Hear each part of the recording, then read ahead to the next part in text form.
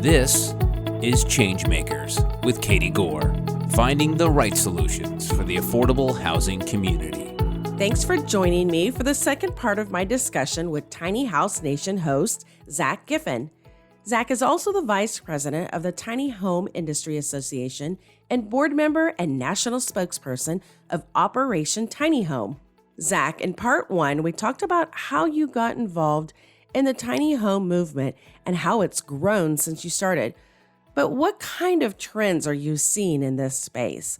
Are we seeing any growth year over year in people moving into tiny homes? Well, the trend has been that people are doing it regardless of whether it's being allowed. And that's been the vast majority of the tiny home movement for the entire time that I've been a part of it, right? And so these new places that I'm talking about, Los Angeles, kind of starting in California, and it's really turned in kind of a domino effect of cities opening to this policy. These are really the first places in the country where you can legitimately live in a tiny home on wheels. And actually, why it's such an amazing time to talk about tiny homes on wheels right now is because last week, the state of Maine just enacted a new state law enabling tiny homes or movable accessory dwelling units, and that's statewide. And so that is a huge precedent because, like I said, this is the first time that we are allowing, other than mobile homes that are built to HUD codes and really limited by very restrictive zoning, this is the first time that we're allowing any type of structure that's on a non-permanent foundation to be lived in.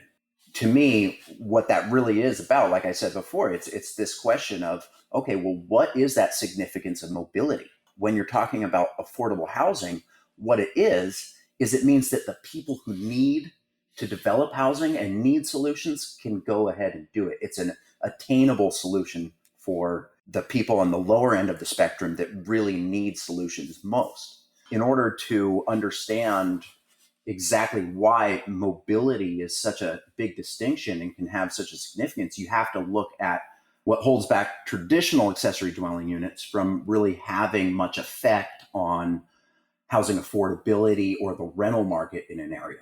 And the people that can afford to build accessory dwelling units in their backyard, that can afford the mortgage and afford another construction loan to do that, typically lack the financial incentive to share the property or to rent out their backyard. So the reason that mobility is so significant when we're talking about ADUs is that it completely takes that dynamic and throws it on its head. Because now, say you have a property and you could use a rental income.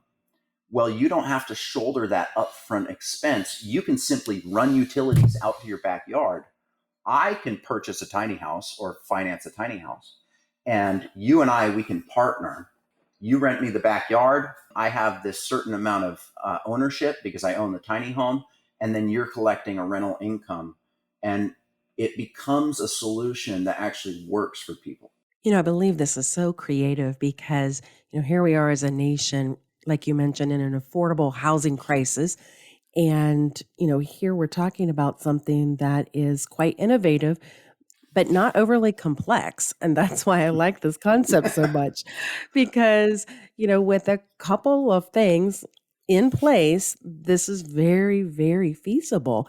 And it solves a lot of accessibility and affordability problems that we're having right now as a nation. So I'm glad that you guys and the Tiny Home Industry Association, that you guys are really making some inroads here. And also some of these cities are choosing to allow this and get creative.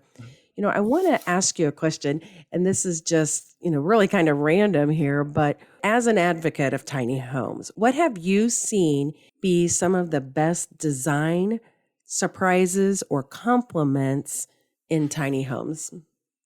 That's a lovely question.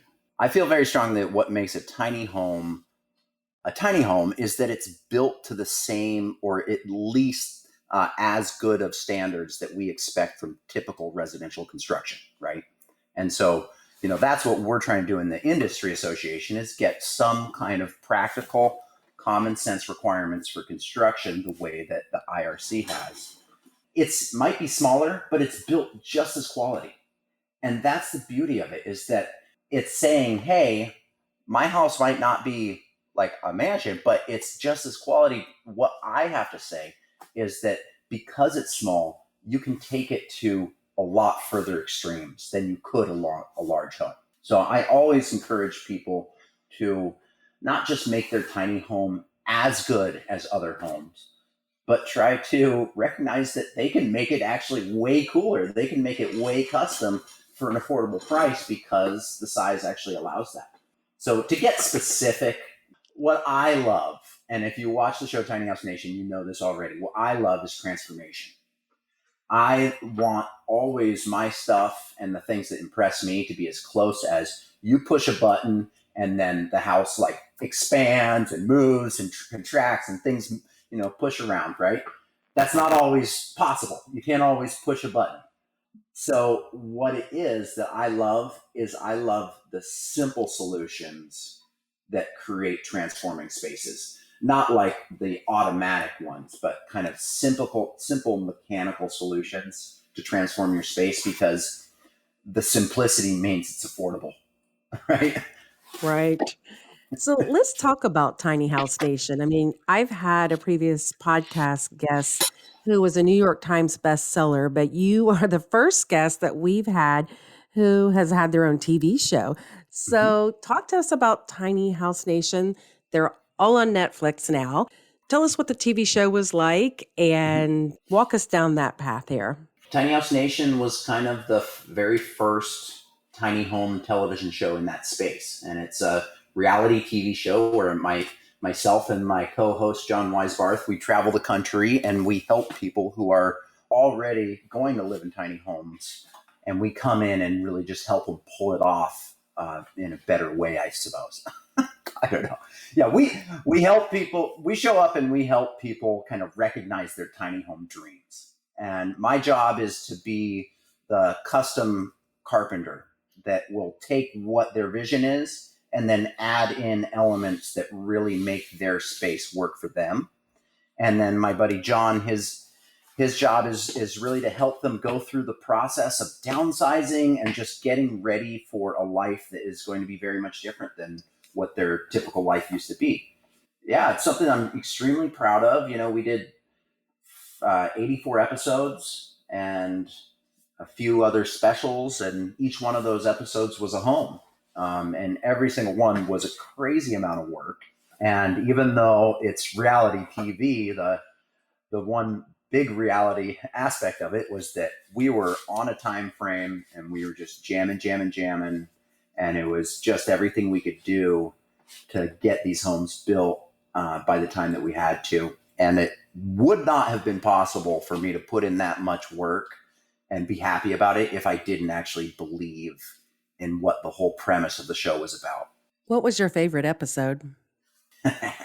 My favorite episodes always have to do with like my projects, It's hard to say. I mean, obviously the ones that stand out, which were just like, it just felt like a different reality and wasn't actually my life, was when we built homes for like Deion Sanders. We built Deion Sanders a home. We built one for a guy named Little John. So like the celebrity homes were kind of surreal feeling and were always a big treat for me. But other than that, I just, it was about the families that we'd work with. And it was about the homes. And then most importantly, it was about whether or not I thought like I did a good job, because if I didn't feel like I did a good job, I just like, no matter what else was good with it, I couldn't be happy.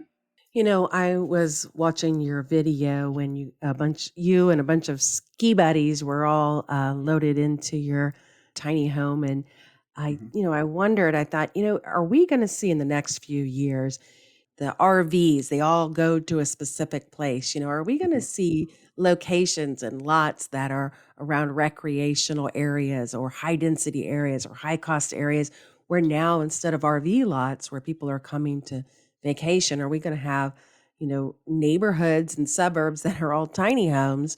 And, we're talking about this now, but, maybe in 5 years, everybody looks back and was like, well, of course we had that. Of course we needed that. And that's where we went. And, why was that even a question? And why was that considered creative? And, you kind of want to fast forward and be like, if there's fiber and Wi-Fi, then yes, the neighborhoods will come. But is that how you guys are envisioning some of these, growth paths to happen? Well, the van life phenomenon is just exploding, right? Especially through COVID. People kind of wanting to get away from their house and then have their own little spot where they didn't go into a hotel. The popularity of that concept just really massively hit a jump. Nomadland just won Best Picture, right? Yep. I mean, it is in the zeitgeist right now, for sure. And the housing affordability has a role to play in it too, because people are calculating that into their decision-making process. They're calculating all the stress that they have being in these expensive apartments. And then they're looking at the trade-off of just having like a smaller space, but also on wheels and all of the massive advantages in terms of, hey, if you can get a life where you work remotely and you can work from anywhere, and then you have a vehicle that can take you everywhere, the combination is pretty powerful. So I think it's this new phenomenon of working from home and remote working, coupled with just the cost of housing is creating this whole other element to what I would say the tiny home movement to be probably the fastest growing area right now. Van life, campers, and living on the road. I had a good friend of mine who, lost his job during the pandemic, and he converted a van and moved out to Utah and got a job out there. And, it's just amazing how people have just, this pandemic oddly changed people's, values when it came to that. And, there are lots of people know stories who change was forced upon them and they picked this path. That leads me to my next question here. You've recently launched a podcast. So tell our listeners, what are you covering on the podcast and how's that going? Yeah. Okay. Well, the podcast is myself and my co-host, John Weisbarth. And it's a little bit of a way for us to just get back together because we haven't been doing the show for about a year, a little more than a year now. So we're just a way to get together and have some fun. But we're also exploring all these concepts of tiny homes and how tiny homes can essentially work as tools for different solutions for society. So, we bring in guests who are either people who inspire hope or they're a story of innovation or a story of impact. We just kind of talk to them and find out their tricks. And what my goal is to, learn from people so that I can package that knowledge back into my messaging when I start talking about this. The one common thread in tiny homes is that they have not been legal, right? And so until we overcome that hurdle, we're not really going to be talking about a viable housing option. Like, we were just talking about people like the Nomadland group, which it's a lifestyle that's required to be completely mobile all the time and never stay in one place. Because as soon as you try to stay in one place, you're going to be breaking the law in some capacity. And that's why, as an advocate for the movement, I love that part. I myself am all about the van life, but as an advocate, I'm much more interested in the policies like what has happened in Maine, where they're allowing tiny homes to actually be lived in full time. The piece to me, and also it comes back to my work with homeless veterans and Operation Tiny Home, is that we have to do something about supporting citizens of this country to be better support structures for one another. And what I see is when you talk to people on the street, a very common denominator of the story is you'll hear about before they got onto the street and they were living there, they went through a series of kind of burning bridges, sleeping on couches with friends and family until they really didn't have any options left.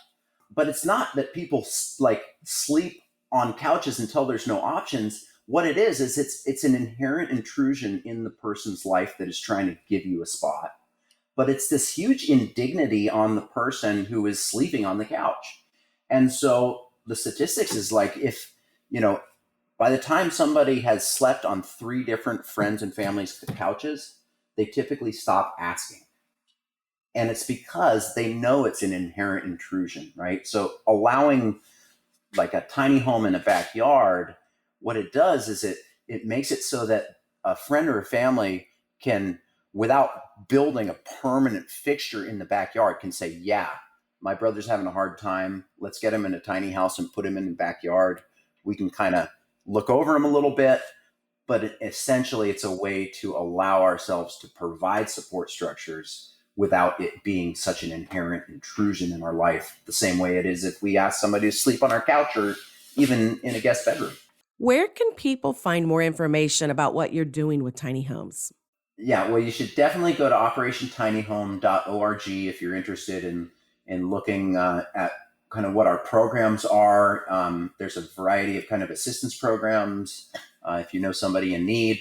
And then also the Tiny Home Industry Association, we are absolutely a body that is unique in the fact that most industry associations are made up of nothing but the biggest corporations within that space. And part of what we're trying to do, and one of my main roles in that body, is to represent for non-industry people that are also looking to utilize tiny homes as a housing solution, right? The way that I did, right? The DIY builder. So, right. We do need individuals who are just advocates that aren't business owners to join the cause to help us get this stuff going. So I would encourage anybody who wants to be a part of seeing tiny homes legal in the future and get this movement past kind of adolescence into maturity to join the Tiny Home Industry Association and help us do it. Well, Zack, thank you so much. This has been great to have you bring all this information forward and really to put another tool in our toolkit of affordable housing. Thank you, Zack. Yeah, well, thanks for having me. Thanks for listening to ChangeMakers with Katie Gore. To find out more about Katie, go to quadel.com. That's QUADEL.com. This has been a production of Forbes Books Radio.